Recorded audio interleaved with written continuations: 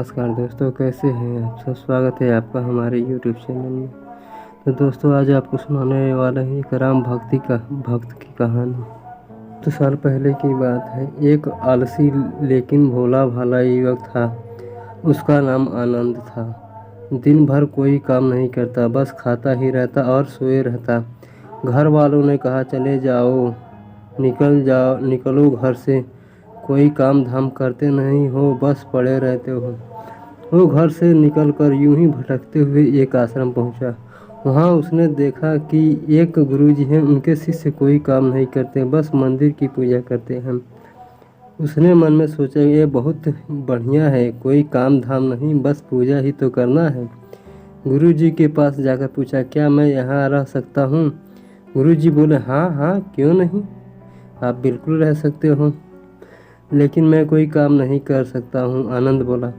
गुरुजी बोले, कोई काम नहीं करना है, बस पूजा करना है। आनंद, ठीक है, वो तो मैं कर लूँगा। अब आनंद महाराज आश्रम में रहने लगे। ना कोई काम ना कोई धाम, बस सारा दिन खाते रहो और प्रभु की भक्ति में भजन गाते रहो। महीना बीत गया।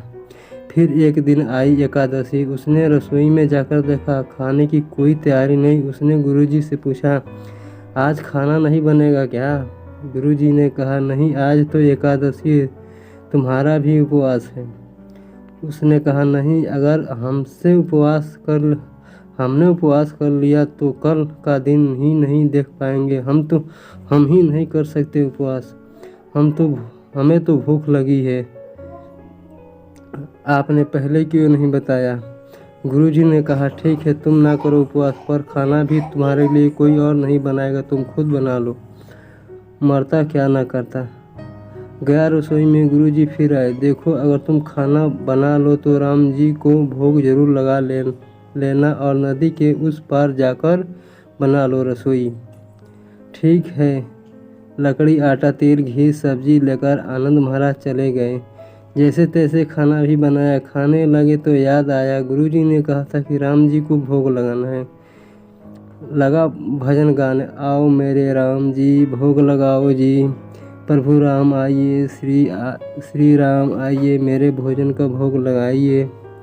कोई न आया तो बेचैन हो गया कि यहाँ तो भूख लग रही और राम जी भी नहीं रहे। भोला मानस जानता नहीं था कि प्रभु साक्षात तो आएंगे नहीं, पर गुरुजी की बात माननी जरूरी है। फिर उसने कहा, देखो प्रभु राम जी, मैं समझ गया कि आप क्यों नहीं आ रहे हो। मैंने रूखा सूखा बनाया है और आपको तर माल खाने की आदत है, इसीलिए नहीं आ रहे हैं। तो सुनो प्रभु, आज वहाँ भी कुछ नहीं बना है, सबको एकादशी है, खाना हो तो यह भोग ही खा लो।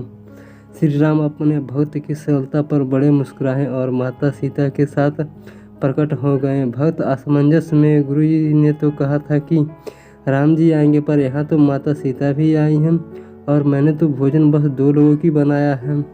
चलो कोई बात नहीं, आज इन्हें ही खिला देते हैं। बोला, प्रभु मैं भूखा रह गया, लेकिन मुझे आप दोनों को देखकर बड़ा अच्छा लग रहा है, लेकिन अगले एकादशी पर ऐसा ना करना। पहले बता देना कि कितने जन आ रहे हो, और हाँ, थोड़ा जल्दी आ जाना। राम जी उसकी बात पर बड़े मुदित हुए। प्रसाद ग्रहण कर चले गए। अगली एकादशी तक यह भोला मानस सब भूल गया। उसे लगा प्रभु ऐसे ही आते होंगे और प्रसाद ग्रहण करते होंगे। फिर एकादशी आई। गुरुजी से कहा, मैं चला अपना खाना बनाने, पर गुरुजी, थोड़ा ज़्यादा अनाज लगेगा, वहाँ 2 लोग आते हैं। गुरुजी मुस्कुराए, भूख मारे बावला है, ठीक है, ले जाओ और अनाज ले जा। आपकी बार उसने 3 लोगों का खाना बनाया। फिर गुहार लगाई, प्रभु राम आइए, सीता राम आइए, मेरे भोजन का भोग लगाइए। प्रभु की महिमा ही भी निराली है। भक्त के साथ कहतुक करने में उन्हें भी बड़ा मजा आता है। इस बार वे अपने भाई लक्ष्मण, भरत, शत्रुघ्न और हनुमान जी को लेकर आ गए। भक्त को चक्कर आ गए। ये क्या हुआ, एक का भोजन बनाया तो 2 आए, आज 2 का खाना ज़्यादा बनाया तो पूरा खानदान आ गया। लगता है आज भी भूखा ही रहना पड़ेगा। सबको भोजन लगाया और बैठे देखते रहा। अनजाने ही उसकी भी एकादशी हो गई। फिर अगली एकादशी आने से पहले गुरुजी से कहा, गुरुजी, ये आपके प्रभु राम जी अकेले क्यों नहीं आते? हर बार कितने सारे लोग ले आते हैं। इस बार अनाज ज़्यादा देना। गुरुजी को लगा कहीं यह अनाज बेचता तो नहीं है, देखना पड़ेगा जाकर। भंडार में कहा, इसे जितना अनाज चाहिए दे दो, और छुपकर उसे देखने चल पड़े। इस बार आनंद ने सोचा, खाना पहले नहीं बनाऊंगा, पता नहीं कितने लोग आ जाएं, पहले बुला लेता हूँ फिर बनाता हूँ। फिर टेर लगाई, प्रभु राम आइए, श्री राम आइए, मेरे भोजन का भोग लगाइए। सारा राम दरबार मौजूद। इस बार तो हनुमान जी भी साथ आए, लेकिन यह क्या, प्रसाद तो तैयार ही नहीं है। भक्त ठहरा भोला भाला, बोला, प्रभु इस बार मैंने खाना नहीं बनाया। प्रभु ने पूछा, क्यों? बोला, मुझे मिला तो है नहीं, फिर क्या फ़ायदा?